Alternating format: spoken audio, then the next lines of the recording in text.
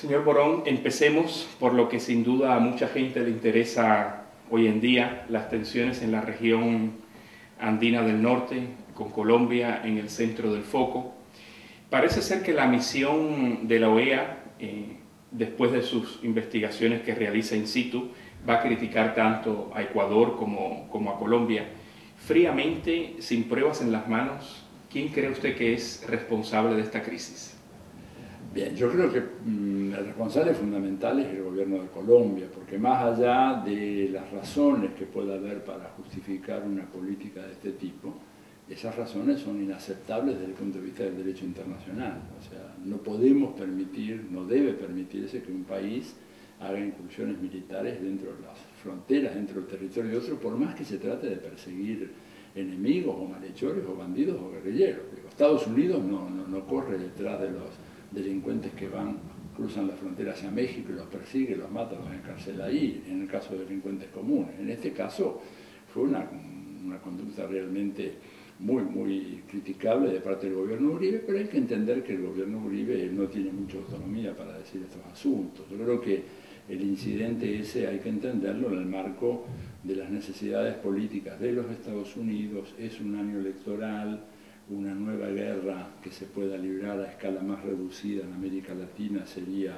un refuerzo importante para el candidato republicano, debido a que el fiasco de Irak y de Afganistán ya es impresentable. Entonces tal vez demostrar algún éxito en el combate contra supuestos enemigos de Estados Unidos en Colombia, como serían las FARC o los narcotraficantes, fue un aliciente muy importante, y el gobierno de Uribe, que como les digo yo, no tiene ningún margen de autonomía, debido a que, si usted mira los National Archives que están en este momento disponibles en la web, las denuncias que hay en los Estados Unidos contra Uribe por sus vinculaciones con los paramilitares y algunas de las organizaciones que manejan todo el tráfico de drogas son muy fuertes, así que yo lo que supongo fue que él tuvo esa orden de actuar de esa manera, la obedeció, y de paso creando un conflicto muy grande para el gobierno de Venezuela, que es el principal blanco de los Estados Unidos hoy en América Latina. La preocupación obsesiva, mucho más que Cuba, en este momento es Venezuela,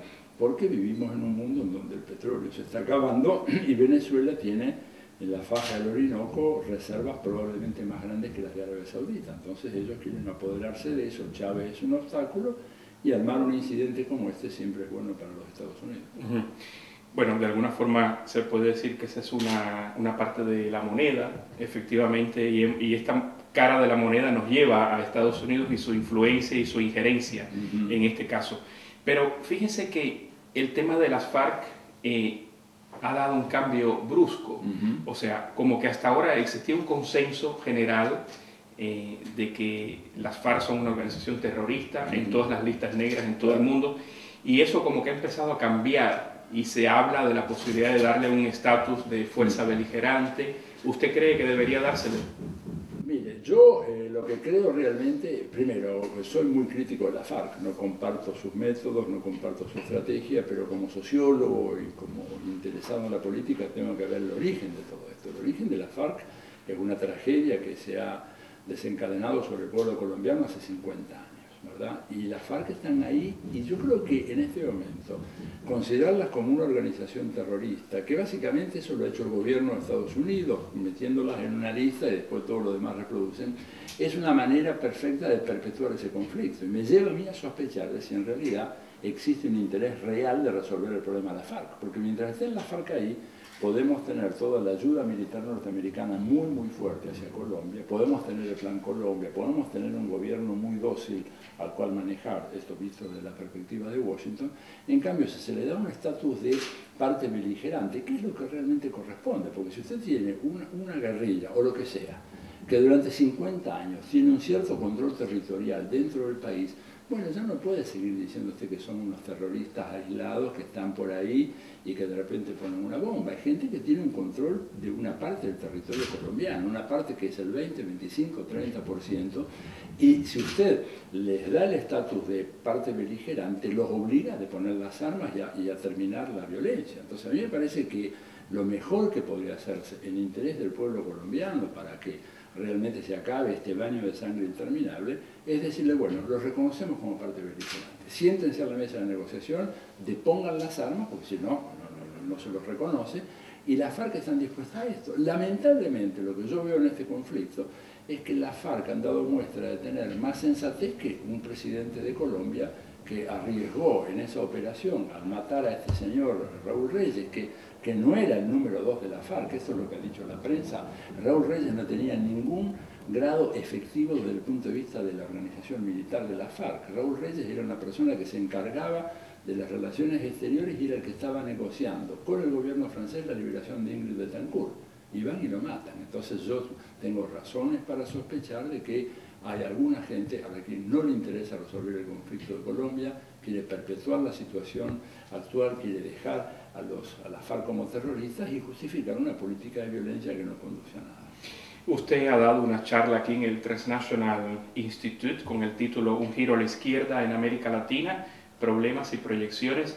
Por lo que escucho de sus respuestas a mis dos primeras preguntas, no se podría ver esta última crisis, por ejemplo, dentro de uno de esos problemas del llamado giro a la izquierda, ¿o sí? Sí, es uno de los problemas. Yo creo que, digamos, el giro a la izquierda en América Latina es menos pronunciado de lo que se dice, ¿verdad? Se ha presentado un poco como una especie de espantapájaros para asustar a la gente, de que, bueno, cuidado, que la América Latina se va a la izquierda. En realidad, lo que ha habido es una inclinación de algunos gobiernos, por supuesto Venezuela, por supuesto Bolivia, Ecuador ahora, cada cual con características muy diferentes, no hay un modelo que se copie, permanece Cuba con su propia realidad y su propio camino, ¿verdad?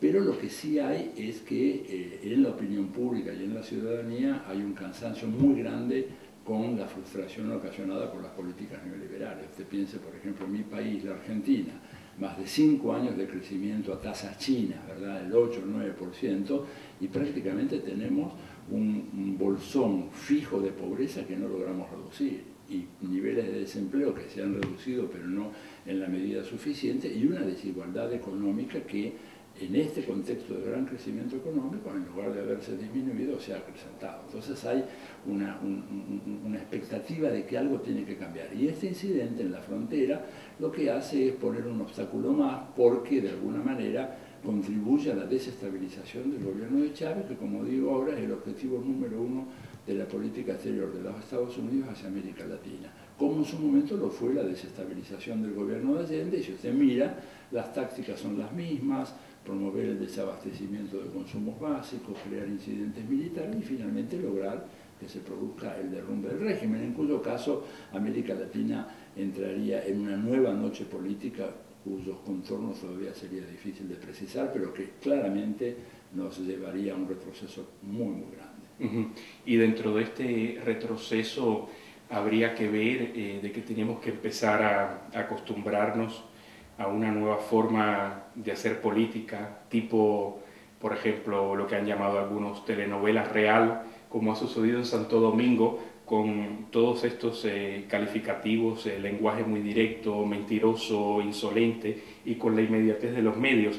Tendremos que acostumbrarnos a partir de ahora a algo así. Y es un poco eso, ¿no? Eso viene, digamos, básicamente de lo que es la generalización del modelo norteamericano, de la campaña política, que tiene muchos estos componentes. Usted vio que ahora acaba de haber un incidente con el gobernador de Nueva York, que básicamente va en esa línea, en donde la política se convierte en un espectáculo mediático. O sea, en la medida en que la política se va vaciando y que no responde a las necesidades de la gente, usted lo que hace es darle un sustituto, una especie de novelón, un culebrón, como decimos en algunos países de América Latina, en donde ve estos presidentes peleándose. Lo importante, de todas maneras, de la reunión de Dominicana fue que se resolvió el conflicto, aunque se logró un armisticio muy inestable, pero se logró algo al margen de la OEA. Un poco eso me lleva a su primera pregunta. La OEA realmente demostró ser absolutamente ineficaz, pese a que tiene al frente una persona muy competente como José Miguel Insulza, pero la institución es el problema, no el secretario. La institución no tiene ninguna credibilidad ni tiene ningún respeto. Por eso se reunió este grupo de presidentes en Santo Domingo y la cosa más o menos llegó a estabilizarse. Pero claramente tenemos que acostumbrarnos a eso en la medida en que la política pierda su significado. Ahora, si la política recupera el significado de ser la discusión de la vida pública, entonces estos novelones están de más.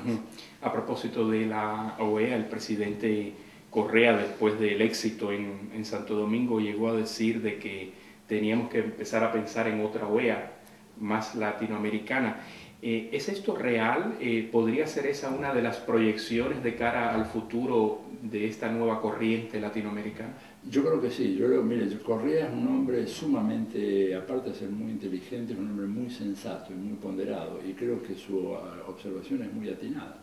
Digo, una organización de estados americanos que ha dado muestras de ser, a lo largo de toda su historia, un instrumento de la política exterior de los Estados Unidos, no nos sirve. Yo no es que diga que Estados Unidos no debe tener una presencia en la región, porque esto es América, ellos están en América, tienen que tener una presencia, pero una organización en la cual ellos están, indudablemente debilita la capacidad de gestión autónoma de los países de la región. Y la prueba más clara fue de que todo este incidente se pudo resolver sin la presencia de los Estados Unidos. Si hubieran estado los presidentes de los Estados Unidos, estoy seguro de que la cosa hubiera sido mucho más difícil. ¿Por qué?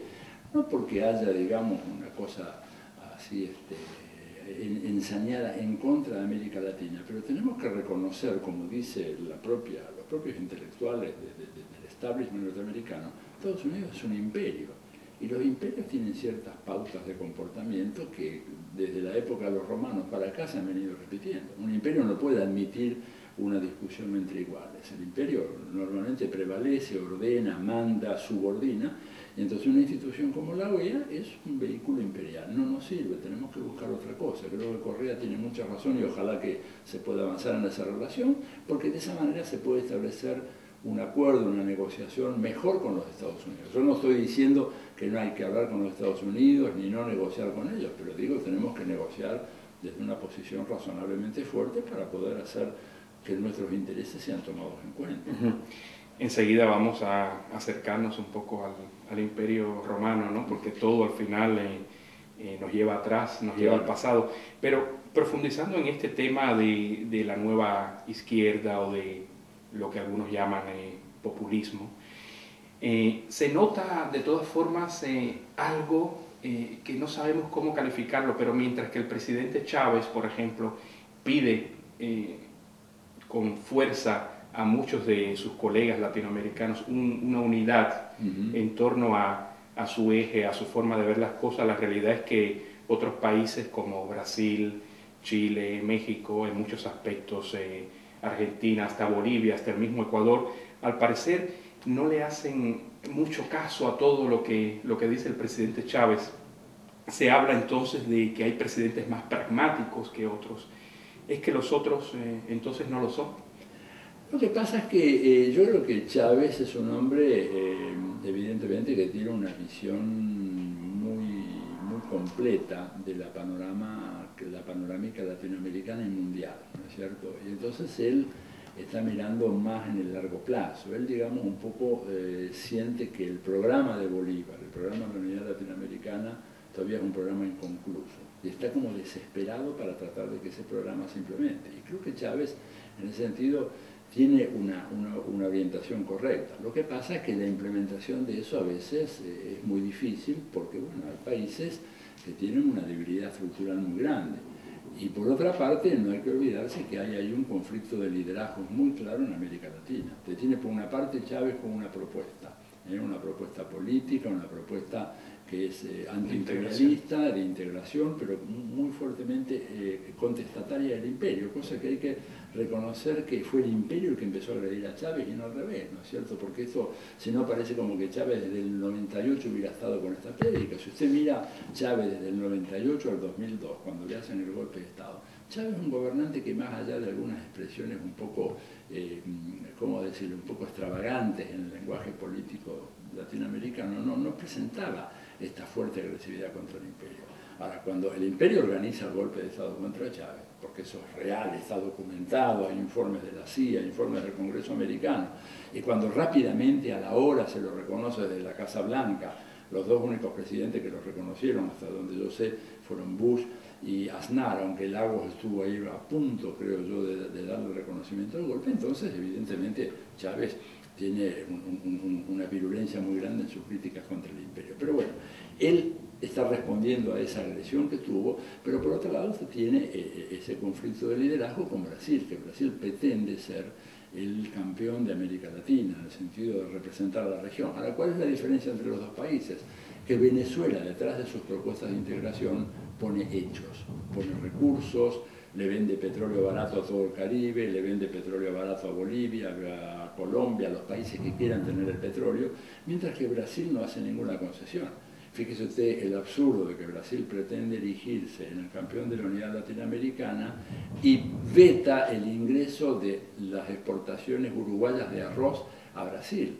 Digamos que es un escándalo, porque Uruguay, digamos, un país pequeño, digamos, un gran país en muchos sentidos, pero un país pequeño en población, es un país admirable por su historia, por su tradición laica republicana, pero no puede ser maltratado de esa manera por un país como Brasil, que tiene todo como para ser una potencia, pero para ser una potencia usted tiene que estar dispuesto a hacer concesiones.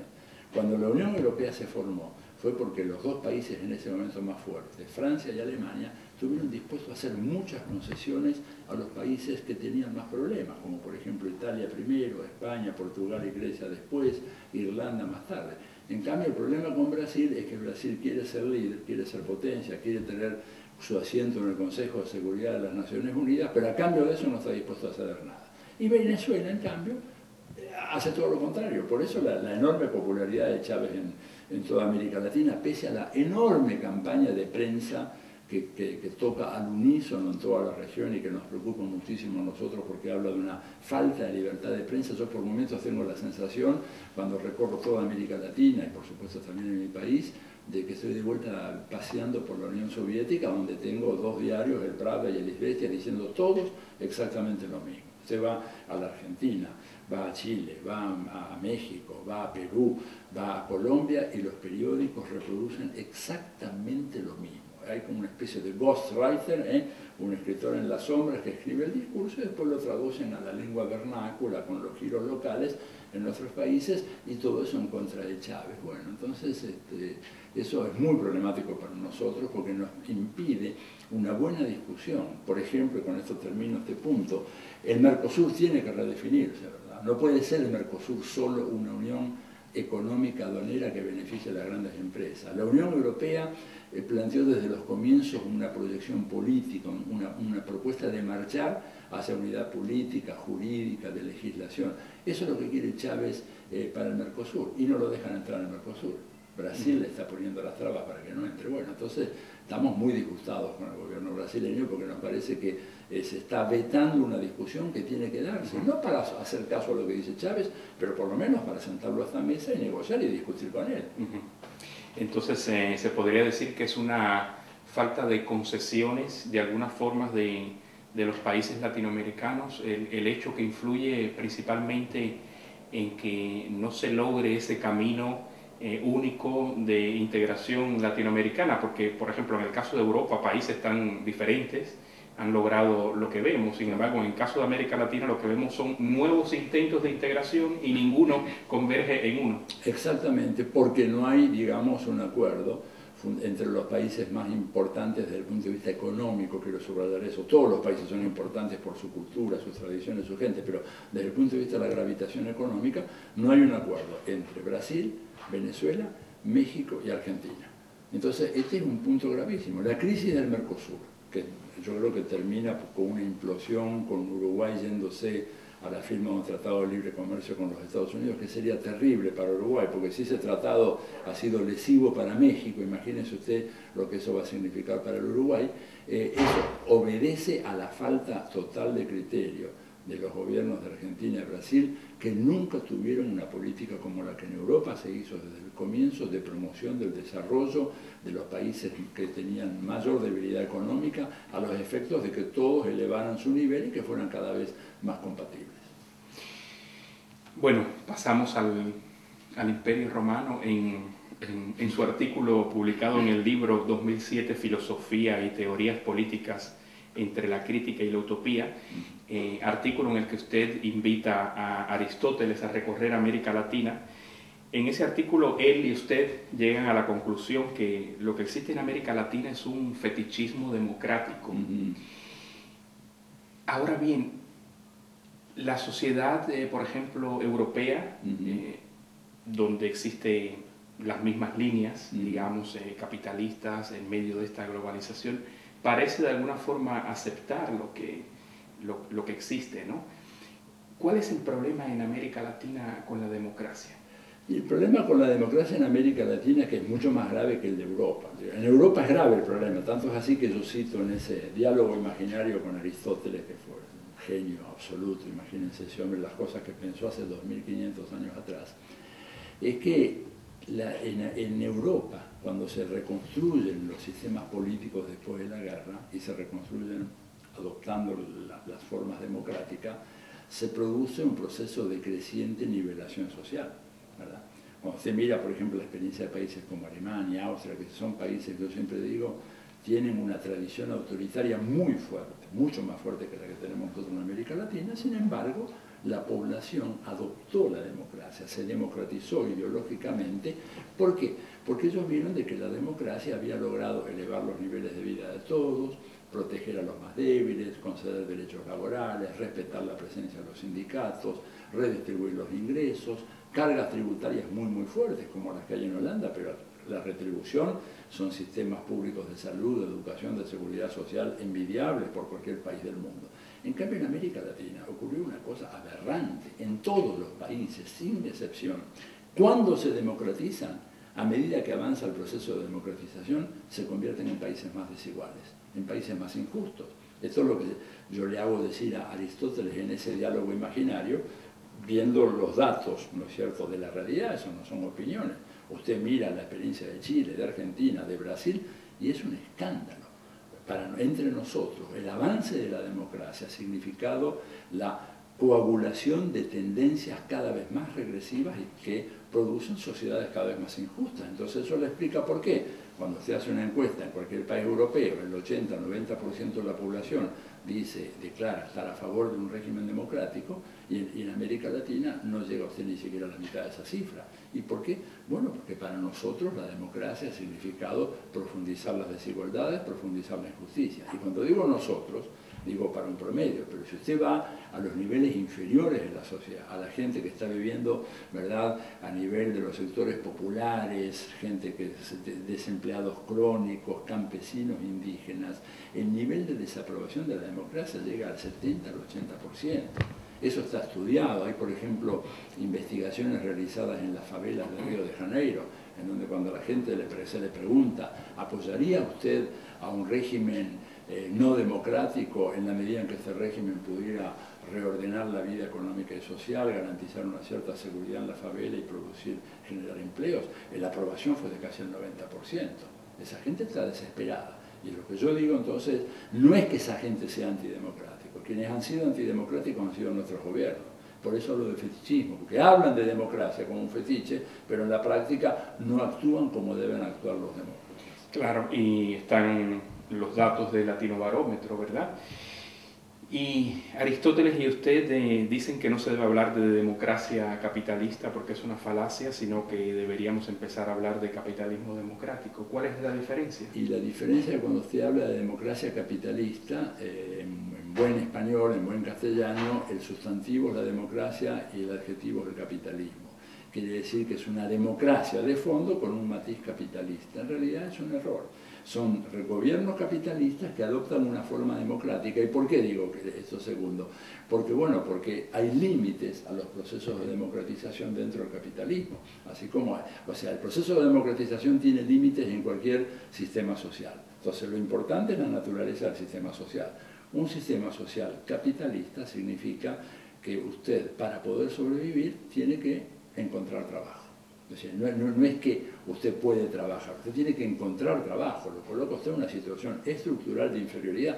Por eso en América Latina se usa mucho la expresión dar trabajo o que me den trabajo.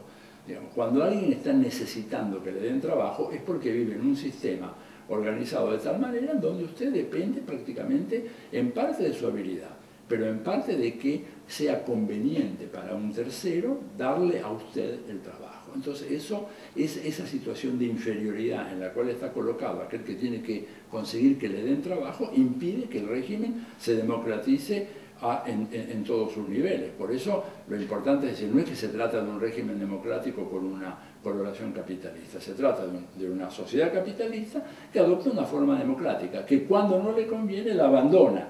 ¿Se da cuenta? Y ahí uno de los grandes teóricos del capitalismo, que es Friedrich von Hayek, decía, y por eso lo reproduzco en ese diálogo, que el mercado es una necesidad y la democracia es una conveniencia. Cuando no nos conviene lo cambiamos, porque en el fondo el régimen es capitalista, más allá de que adopte o no la forma democrática. Por eso la expresión correcta es hablar capitalismo democrático y no democracia capitalista.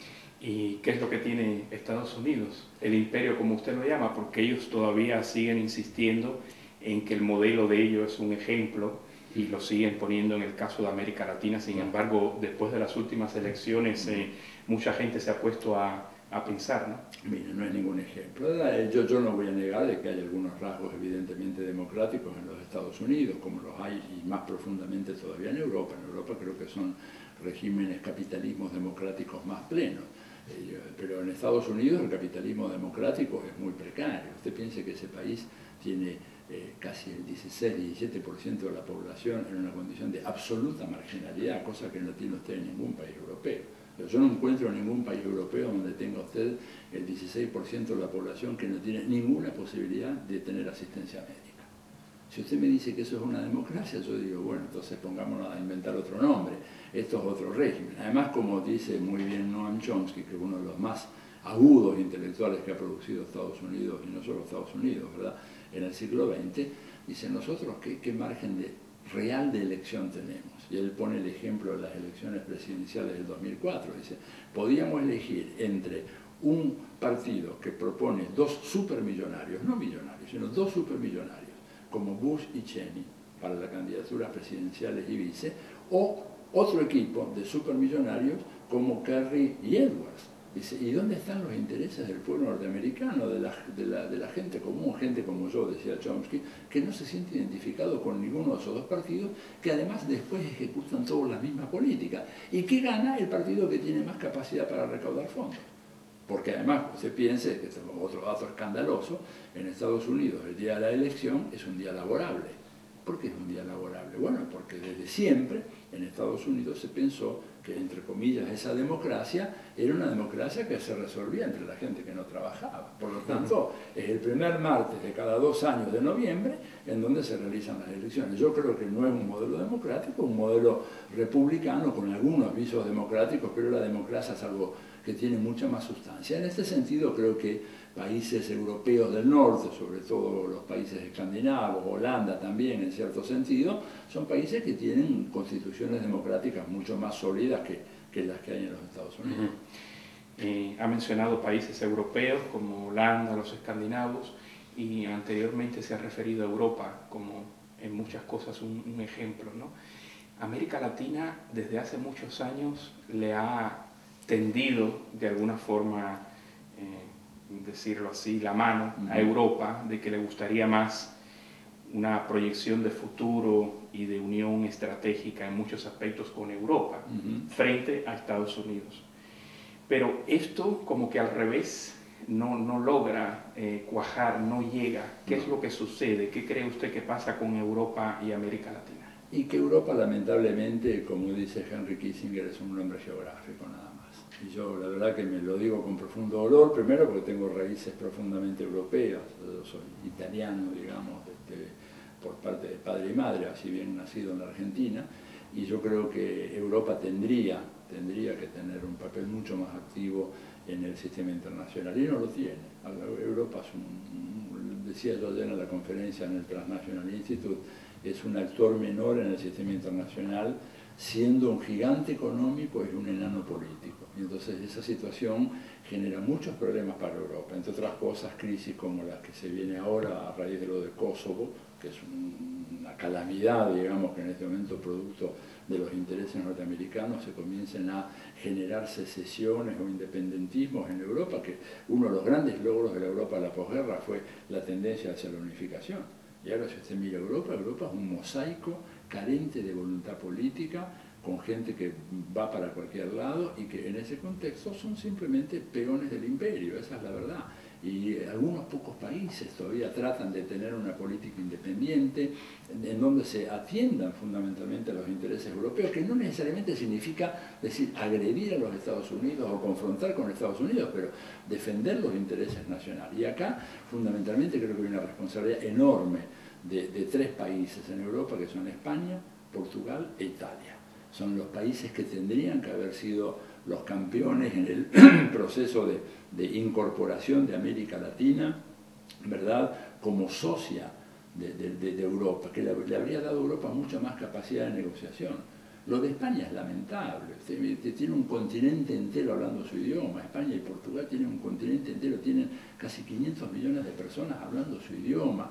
Si España y Portugal pudieran presentarse en el sistema internacional a la cabeza de todo este mundo iberoamericano, sus voces resonarían con mucha más fuerza. Y sin embargo, usted las ve que no tienen ni siquiera una política exterior para los países de América Latina, lo cual habla de la decadencia, ¿verdad?, de la dirigencia de estos países y la situación de subordinación en la cual está Europa, en donde Europa va a ser una de las primeras víctimas, ¿no? Estamos acercándonos al final y me gustaría, antes del punto final, ir al principio, ese giro a la izquierda en América Latina, y cuáles serían esos problemas que usted ve. Mira, los problemas que hay es que, en primer lugar, cuando usted quiere avanzar en esa dirección, los obstáculos económicos, políticos, ideológicos que se le interponen son muy fuertes. Si usted va en contra de las orientaciones generales de lo que es considerado razonable, ¿no es cierto?, el costo que tiene que pagar es muy grande. Por ejemplo, el hostigamiento permanente de los Estados Unidos y de sus aliados. Toma el caso, por ejemplo, de Evo Morales, que está tratando de hacer un gobierno sensato, responsable, dialoguista, un hombre que propone, bueno, vamos a reformar la Constitución, igual que Correa. Fíjese qué interesante. Hoy en día esos gobiernos de izquierda en América Latina, habiendo llegado al poder con una proporción abrumadora de votos, como llegaron Correa y Morales, sin embargo, tienen la sensatez de decir, vamos a reformar las reglas del juego. O sea, no es que tratan de imponer por la fuerza haciendo valer su votación presidencial, sino dice, sentémonos a discutir unas nuevas reglas del juego, actualicemos la Constitución. Pero usted trata de hacer eso y al mismo tiempo tiene a la señorita Condoleezza Rice saliendo a agredir al gobierno boliviano simplemente porque Evo Morales cumplió su promesa electoral. Fíjese qué cosa tan ridícula. Cuando Evo Morales, cumpliendo su promesa electoral, nacionalizó los recursos hidrocarburíferos de Bolivia, al día siguiente sale Condoleezza Rice diciendo que la arquitectura institucional de la democracia boliviana era sumamente frágil y había tendencias al populismo y a la demagogia. Pero señorita, si ese hombre dijo a los electores que iba a hacer eso, los electores lo apoyaron y le dieron la mayoría absoluta, ¿cómo es que usted dice que hay fragilidad institucional? Diría, fragilidad institucional más bien se dan los casos de gobiernos que apoyan a los Estados Unidos, que prometen una cosa y hacen la otra. Digo, caso, por ejemplo, del gobierno de la concertación en Chile, ¿verdad? O el caso del gobierno de Lula, que prometió llevar adelante el programa Hambre Cero, etcétera, y finalmente ese programa fue reemplazado por un remedo de programa, que es el programa Beca Familia, Bolsa Familia, como dicen en portugués. Sin embargo, aquellos que traicionan las promesas electorales son buenos gobiernos. Y cuando un gobernante honesto como Evo Morales cumple con su promesa, se atrae inmediatamente las iras de Washington. Y usted sabe que entonces es muy difícil gobernar contra los intereses del imperio. Le pongo un ejemplo nomás para terminar. Si usted quiere comprar hoy maquinaria altamente especializada para la explotación de los recursos gasíferos, la tecnología de punta está en manos de 2 compañías americanas, y solo 2. Y solo le van a vender a usted si tienen primero la venia del Departamento de Estado. Eso es así. Entonces, claro, es muy difícil gobernar bien cuando usted, tratando de hacer las cosas correctamente, se encuentra con esta permanente hostilidad del imperio que le impide, le ata las manos y a la larga genera la situación que hemos vivido tantas veces en América Latina, que termina en golpes o en grandes movilizaciones que terminan en verdaderas matanzas, como, bueno, está jalonada toda nuestra historia con estos ejemplos. Y dentro de esta dificultad de gobernabilidad y de dificultad de gobernar, ¿cuál es su proyección de futuro para los próximos años?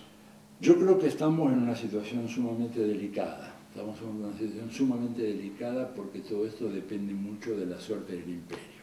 Y al imperio las cosas le están yendo mal.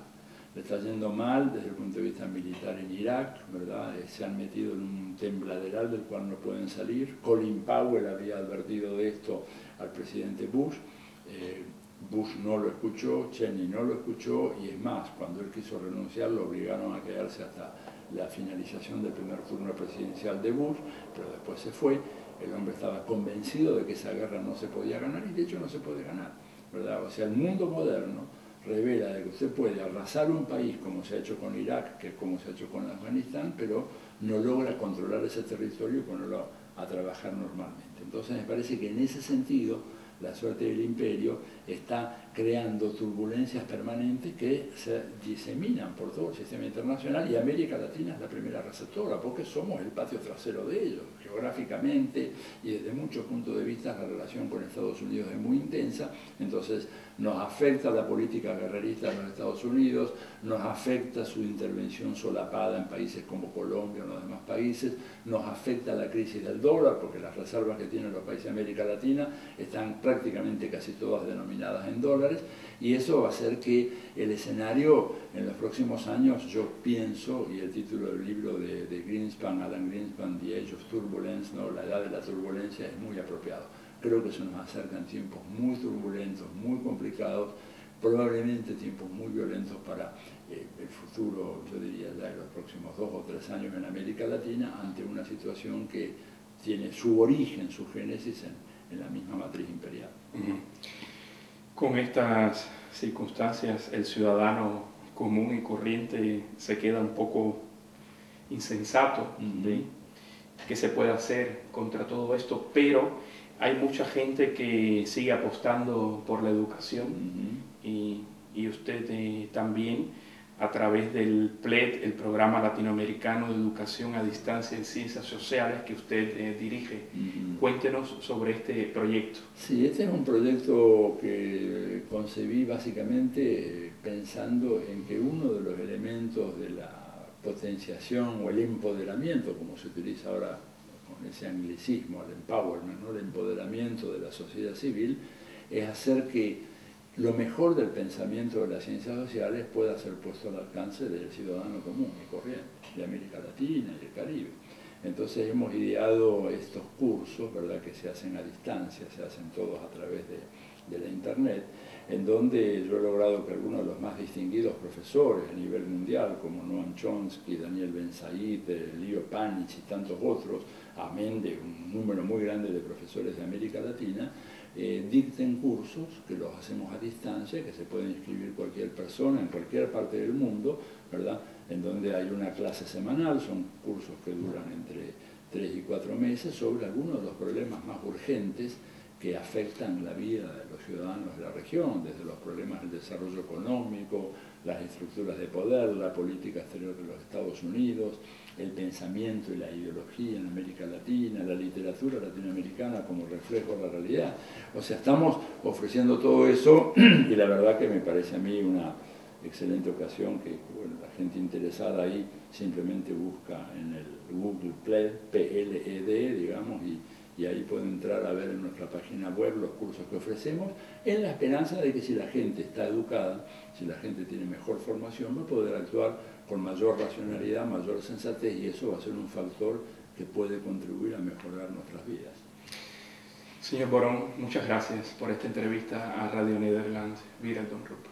Muchas gracias a ustedes.